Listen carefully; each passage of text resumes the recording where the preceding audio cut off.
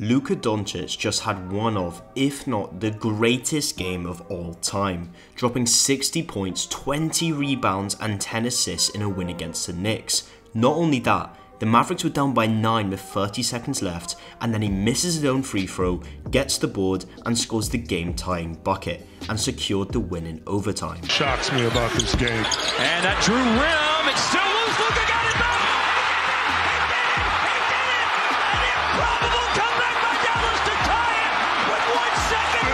He's only the second player ever to have a 60-point triple-double, and he's the only player in history to have a 60-20-10 game, which, by the way, to put up a stat line that Wilt Chamberlain has in is literally unheard of in the sport of basketball.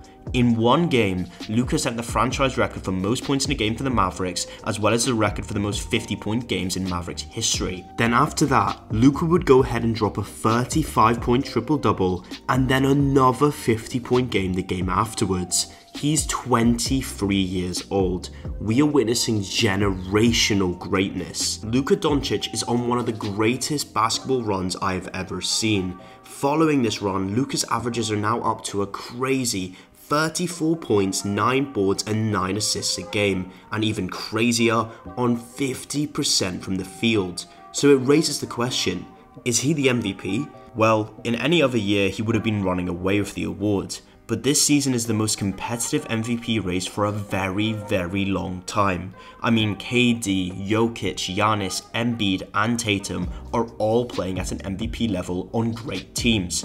The problem with Luka's MVP case is that his team is not good at all. He carries them so hard. However, Jokic did win MVP last year with a lackluster team. So when I was looking at some of Luka's games this season and the stats he's been putting up, I decided to try and find out just how good of a season Luka is having. And what I found was incredible to say the least. So I compiled the 50 greatest statistical seasons since 1973, the year they started to count blocks and steals. This is using raw numbers, by the way, not being subjective. For example, LeBron's best season ever is probably 2013 or 2016. However, when it comes to stats, 2018 is his best season. To determine how good a season is, I decided to add up the counting stats average of the season and then multiply it by the true shooting percentage from that season. For example, to determine Ball season this year, I would add up 12 points a game, 7.1 rebounds, 0.9 assists, 0.5 and 1.6 to get a number of 22.1. And then I would then multiply it by 0.656, his true shooting percentage, to get a stat score of 14.49. Now that I've cleared that up, let's get onto the list. So to have a stat score of 25 and above, you pretty much qualify for one of the greatest seasons ever. At the bottom half of the list, we have super underrated players such as George Gervin and Bernard King. A lot of the great players in the mid-2000s are down here as well. Interestingly, D Wade in 2009 statistically peaked higher than Kobe Bryant did in his career. 2009 Wade was ridiculous though, to be fair. People really sleep on that season. Some more forgotten about guys like Kevin Love in Minnesota are down here, and arguably the most surprising guy on this list is Karl Anthony Towns in 2019. As you can see, a second year Zion made the list, which is just absurd, but we know how special that man is. As you move up the list, the super elite range of 27 and above, you have the only teammates on the graph with AD and Boogie with their incredible 2018 season, which really shows that people forget just how good Boogie was in his prime. Guys like Magic start to pop up, then of course MJ, then it gets to the top tier of players who didn't quite crack the 30 mark. Guys like Bird and Shaq, then of course Steph and LeBron would be the next guys to almost hit the coveted 30 mark with their insane 2016 and 2018 seasons. Then this brings us to the 30 mark, which is reserved for quite literally a handful of the greatest statistical seasons of all time. Westbrook, of course, in his 2017 MVP campaign when he averaged a 30-point triple-double and has a stat score of exactly 30, so he's in that elite club. Then Bob McAdoo in 1974, which isn't a name I was expecting to see at all. Of course, Kareem Abdul-Jabbar, one of the greatest players ever. But it's actually Charles Barkley who has the highest score, which just shows how good Chuck was in his prime. Oh, and then here's Luka this season, with a ridiculous score of 32.9, just showing how generational the year he's having. so he must be the MVP, right? Well, here's Jokic on the list, with a mind-numbing score of 33.9. And then here's Embiid with a score of 32.2, and then Curry with 29.85, and then KD with 29.8, Giannis with 29.1, and then Tatum, all this season.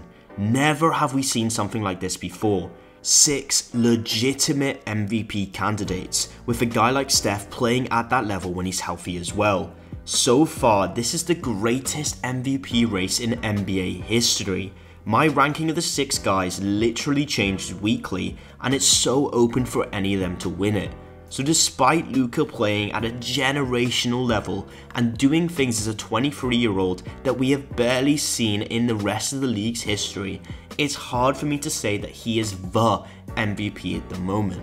However, there is one guy who sits above the rest in my opinion: Nikola Jokic.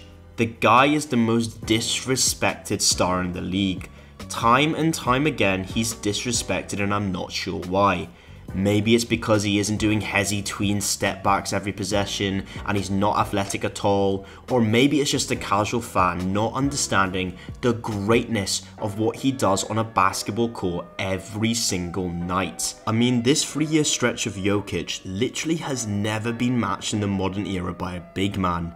Here's where Jokic's 2022 season ranks and 2021. He's literally on his own level above the rest. He's a supercomputer of a basketball player. He reads the game at a higher level than anyone else in the league other than LeBron James, who literally has the highest basketball IQ in history. Forget the advanced stats as well. Jokic is averaging a 26-point triple-double on 60% shooting from the field and over 70% true shooting, while leading his team to the best record in the Western Conference. I mean, just in this last month, he's been top 5 in the league in points, rebounds, assists, steals, 30 and 40-point games, double-doubles and triple-doubles. On top of that, Luka carries his team hard, but Jokic carries his team on a different level. The Nuggets with Jokic on the court are by far the best offense in basketball, but with him off the court, the Nuggets offense drops drastically to by far the worst in the NBA. Even worse than teams like the Charlotte Hornets. Jokic could seriously go on to win the MVP, making it his 3rd in a row. This would be the first time since Larry Bird did it in the 80s. However, as much praise as I give Jokic, I need to see him take the Nuggets team far. If he wants to be regarded as an all-time great, he's going to need to make a deep playoff run. At the same time, any of the 6 players I named could genuinely go on to win the MVP. It's such a tight race and no one knows what's going to happen in the next 50 games, and the winner may very well be Luka Doncic, catapulting him into even further stardom.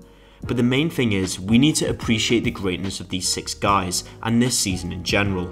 We may never see anything like this again. Talking about appreciating greatness, one thing I noticed while compiling the list of the greatest seasons was the ridiculousness that LeBron James is. He's just turned 38, happy birthday to him, and 19-year-old him was good enough to make the list, and 38-year-old him was good enough to make the list. Crazy stuff. Appreciate him while he's still playing, people. With all that being said, let me know who you think is going to win MVP, and if you enjoyed the video, make sure to like and subscribe.